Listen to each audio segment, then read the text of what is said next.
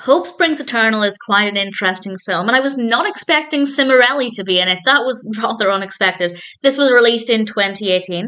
It's directed by Jack C. Newell. It's written by Stephanie Mickus, and we have a cast including Maya Rose Frampton, Stony Blyden, Juliette Angelo, and various others, including Cimorelli.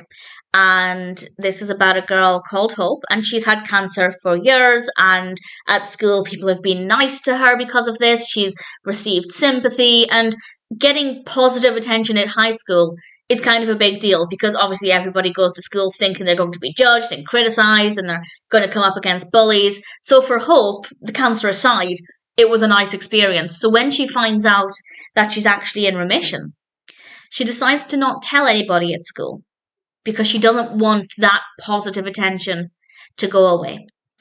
And obviously it asks the question of, is this morally correct? And I think everybody would come to the conclusion that no, it's probably not the most moral thing to do to continue lying about, well, not to continue lying about it, but I guess to start lying about it by not revealing the truth. And it just so happens that her friend also has cancer, which is giving it an extra emotional aspect. And the big question is, will she ever tell people? How will they react? And this is quite an interesting concept because it's not like she's lying about having had cancer. She did. So it's not like she's lying and making up this illness for attention. She's just kind of letting people believe it's still a thing. And I thought that was a little different. And I thought the execution of the narrative was really interesting. It worked really well. Despite the lies, Hope is a very likable character and I wanted the best for her. I wanted everything to work out in the best possible way, whatever that was going to look like. And I was very keen to see what the aftermath would be like. The performances are really good. The high school setting works really well. We're not there in the entirety of the film, but obviously we do spend a lot of time there. The music's very good. Of course, we have Cimorelli, which, as I said, I wasn't expecting. I wasn't aware they were in this film, which was a bit of an odd moment when they popped up on screen.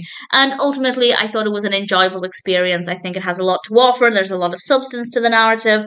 The characters are well written. The performances are very good. And I was definitely emotionally invested in this. I really wanted to find out what was going to happen. And as I said, I liked Hope, I wanted the best for her, but also felt like there should be some repercussions. So I didn't really know what I wanted to happen, and I was certainly very interested in finding out. And ultimately, I came away from the film feeling really satisfied with the experience. It's not overly emotional.